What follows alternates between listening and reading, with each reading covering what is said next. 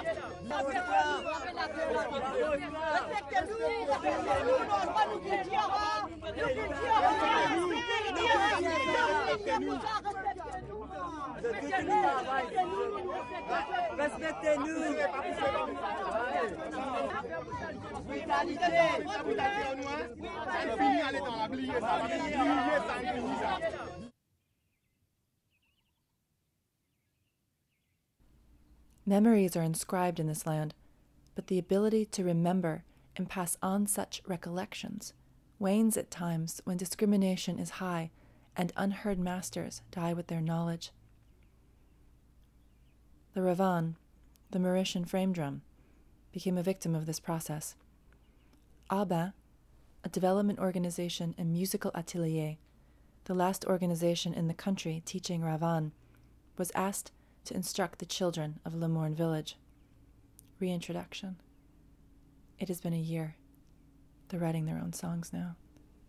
Legacies can continue, resurrected for the future.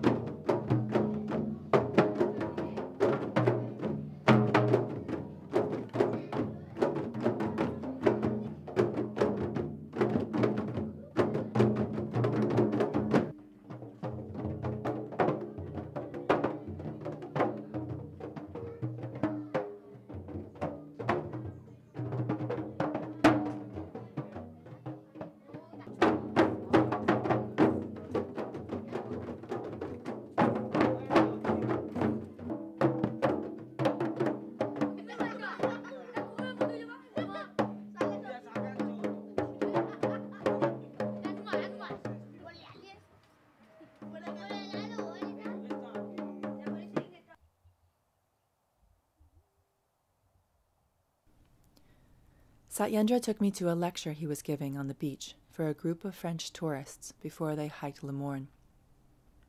We drove down to the southern tip of the island together, and he declared that today we will be like maroons ourselves. To hike the mountain, you need to go with a guide named Jan. He is the only one who has permission to cross the land that encircles the mountain, owned by the plantation owner's descendant. Colonial holdovers that still mark the land. And he charges people around 200 euros. Thus, despite the mountain being protected by UNESCO, most local people cannot climb it. People who believe this peak is their spiritual protectress. I brought back stones and leaves for my friends who have looked to this place for inspiration.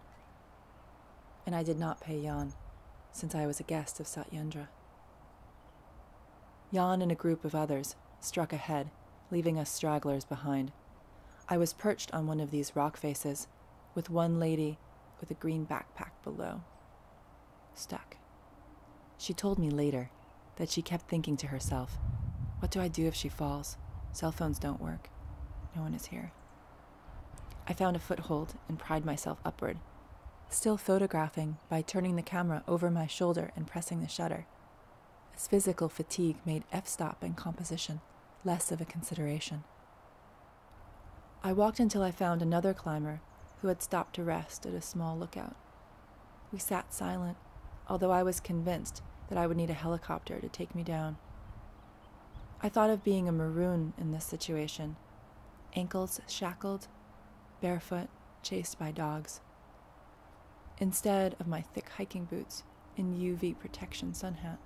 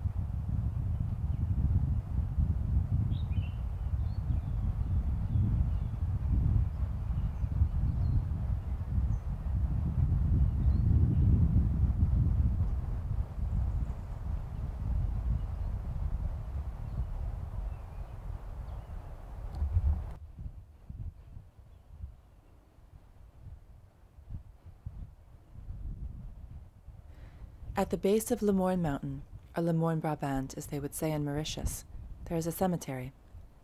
Nestled between the mangrove fields that are sunk in the floodplain, sandy and damp, and the pine forests, thin trees with thin needles that catch the wind. Chilies, cracked coconuts, and empty rum bottles can be found strewn about, remnants of the African-derived religious ceremony that is practiced here in secret. We found a doll's head one day, and I heard one morning that Stefano burned a remnant of a photograph, saying that the soul needed to be completely released from the image. I haven't seen the ceremony myself, yet. Some believe this is a slave cemetery. One historian curmudgeon insists the gens de couleur, the free people of color, use this burial ground. Others believe it is the final resting place of the heroic Maroons. The archaeologists have begun digging. Bones, some brittle and weak, perhaps from malnutrition, backing the claims that these were once the bodies of slaves. Buttons and pipes, objects of higher economic status, are found. Perhaps the curmudgeon is right. There is no physical evidence that the Maroons lived here, but their mythic story still rings loudest.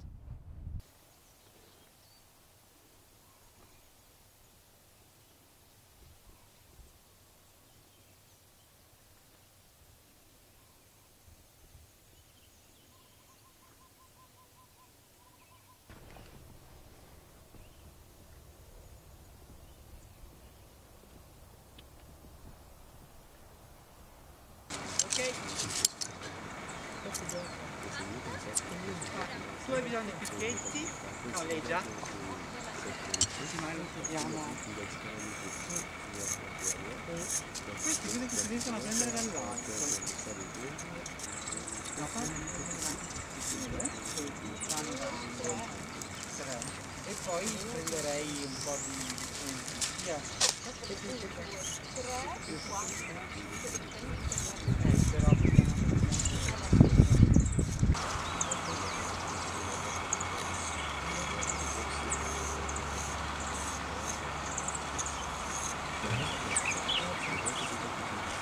We'll see where this comes out. It may go beyond this.